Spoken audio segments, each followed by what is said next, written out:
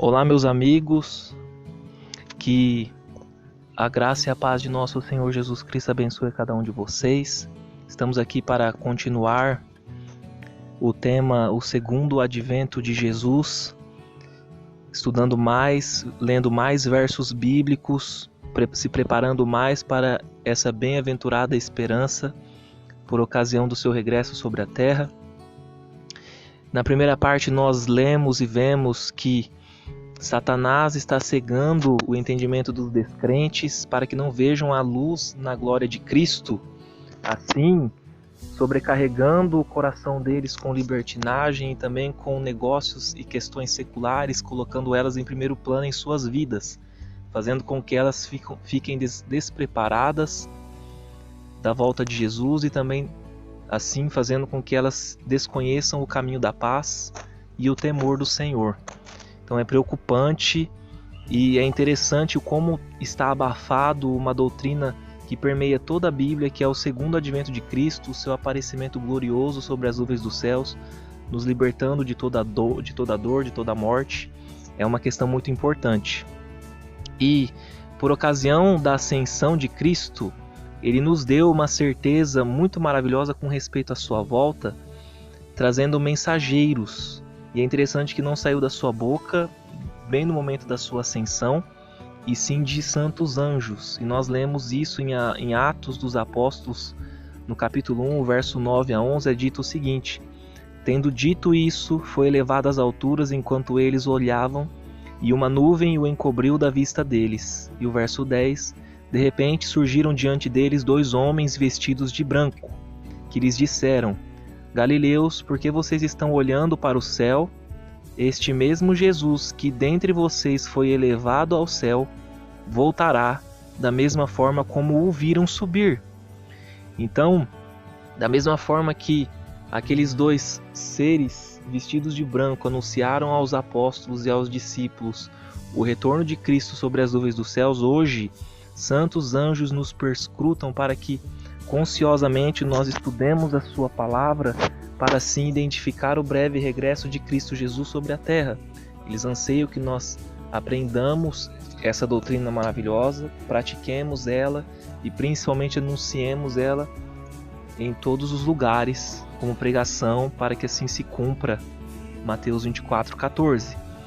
O sentido é interessante, que esse sentido nos mostra também que assim como em sua ascensão será a sua volta, ele virá sobre os céus com poder glorificado, nos dando redenção e glorificação mediante essa manifestação maravilhosa.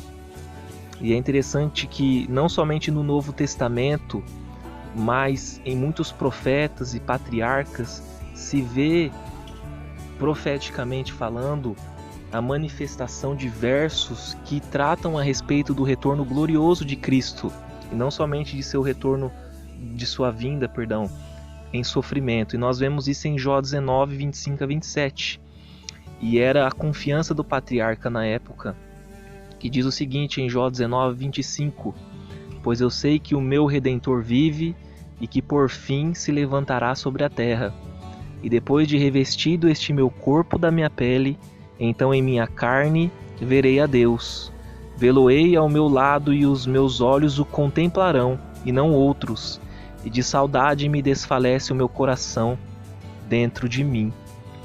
Então, assim como ele almejava o levantar do Redentor sobre a terra, ele pedia também que em sua carne ele veria a Deus de forma plena e exata.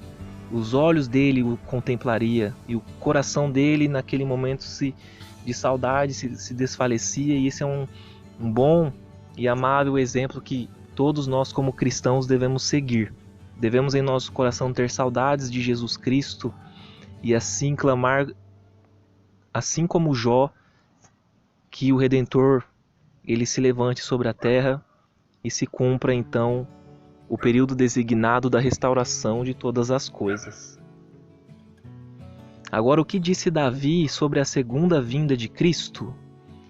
Em Salmo 50, verso 3, Davi fala: o nosso Deus vem e não guarda silêncio.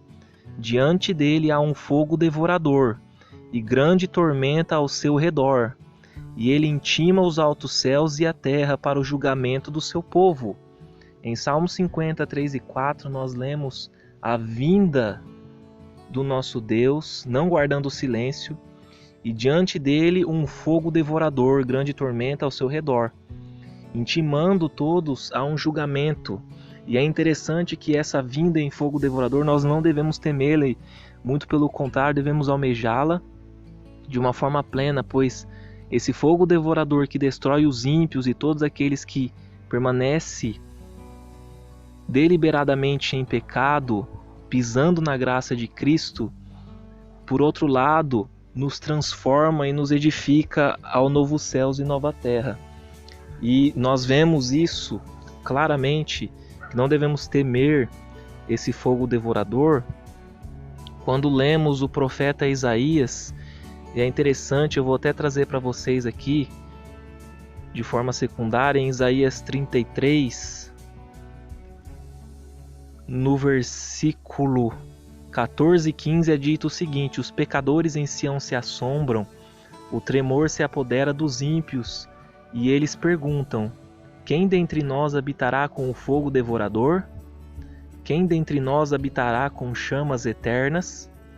O que anda em justiça e fala o que é reto, o que despreza o ganho da opressão, o que com gesto de mãos recusa aceitar suborno, o que tapa os ouvidos para não ouvir falar de homicídios e fecha os olhos para não ver o mal. Este habitará nas alturas, e as fortalezas das rochas serão o seu alto refúgio. O seu pão será dado e as suas águas serão certas. Então, a pergunta do profeta Isaías: quem dentre nós habitará com chamas eternas? Aí ele responde no verso 15: aquele que anda em justiça e retidão. Então, esse fogo devorador que vem diante de Deus em sua volta, conforme registra em Salmo 50, verso 3, não nos atinge, muito pelo contrário, ele nos transforma, ele nos protege dos ímpios durante a grande tribulação, para que assim nós possamos ser arrebatados para as nuvens dos céus de forma visível, para o encontro com o Senhor nos ares. E em Salmos 96, 12, Davi diz: exulte o campo e tudo o que nele há, então cantarão de júbilo todas as árvores do bosque diante do Senhor, porque vem julgar a terra, julgará o mundo com justiça e os povos com a sua fidelidade. E é interessante como que até a natureza, em seu estado caído por causa da condição pecaminosa e do mundo em que vivemos hoje, canta e exulta mediante a presença do Salvador Jesus Cristo, porque necessita de correção, e Cristo vem para estabelecer essa restauração e julgar o mundo com justiça e os povos consoante a sua fidelidade. Por isso ele vem, como registra o salmista Davi. Agora, como Paulo expressa essa mesma esperança, em Filipenses 3:20, Paulo afirma para nós, em a sua carta aos Filipenses: mas a nossa pátria está nos céus, de onde também aguardamos um Salvador, o Senhor Jesus Cristo. Em Hebreus 13:14, o autor de Hebreus afirma: porque não temos aqui cidade permanente, mas buscamos a cidade que há de vir. E Tito 2:13, aguardando a bem-aventurada esperança e o aparecimento da glória do nosso grande Deus e Salvador, Cristo Jesus. Então hoje nós, estudando e buscando o conhecimento da sua palavra, buscando conhecimento não só o divino, mas também o secular no nosso cotidiano, nós estamos aguardando a bem-aventurada esperança e o aparecimento da glória do nosso grande Deus. Mas além de aguardar, devemos também apressar anunciando essa maravilhosa mensagem, com tantos versos onde Paulo nos registra Davi e Jó, tanto o patriarca, os profetas, os apóstolos, que vieram antes de nós e registraram tamanha verdade que devemos anunciar para todos. Então o Salvador virá e é necessário que nós leiamos e investigamos a palavra com respeito a esse tema tão maravilhoso que deve nos transformar todos os dias mediante o Santo Espírito. Agora, qual a maior prova de que isso realmente vai acontecer? Existem provas que de fato mostram que Cristo virá um dia se manifestar pessoalmente pelas nuvens dos céus, como registra diversos textos bíblicos, o apóstolo Pedro, na sua segunda carta, no capítulo 1, verso 16, ele nos diz: porque não seguimos fábulas engenhosamente inventadas, quando vos fizemos conhecer o poder e a vinda de nosso Senhor Jesus Cristo, pois nós fôramos testemunhas oculares da sua majestade.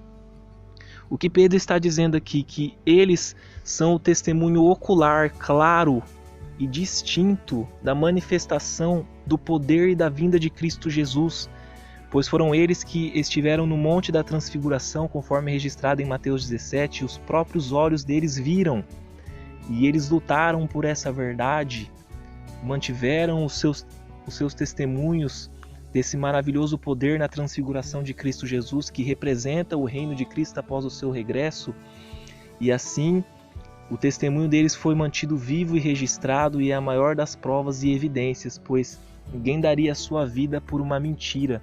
E Pedro foi morto pelo seu testemunho ocular da majestade de Cristo Jesus, e se deu como mártir e se sacrificou pela causa do Evangelho. Então essa é uma das maiores provas que nós temos de que Jesus virá sobre as nuvens dos céus, e ninguém em sã consciência daria a sua vida por uma mentira, e sim que eles eram testemunhas da própria verdade manifestada em carne.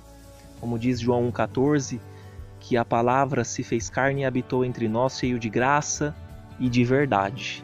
Então Cristo, que é a verdade, nos traz a elucidação de todas as coisas, e nós hoje nessa parcialidade, nesse mundo caído, por mais que buscamos conhecimento e informação, somente ao lado de Cristo Jesus na eternidade nós entenderemos plenamente todas as questões terrenas e celestiais, e habitaremos em um novo céus e nova terra nos quais habitam a justiça, conforme diz 2 Pedro 3,13. Então, vamos estar encerrando aqui a segunda parte do Investigando a Palavra a respeito do segundo advento de Jesus. E dentro em breve nós estaremos na parte final, esmiuçando mais um pouco a respeito de um tema tão importante. Então já peço que você que está aqui assistindo, curta o nosso canal, dá um joinha aí no vídeo, e se tiver alguma dúvida, por favor, já pode deixar o seu comentário, e a gente vai estar elucidando para você. Vamos juntos investigar a palavra e ter a ciência do advento de Jesus, ciência de que em breve um dia ele há de regressar sobre os céus.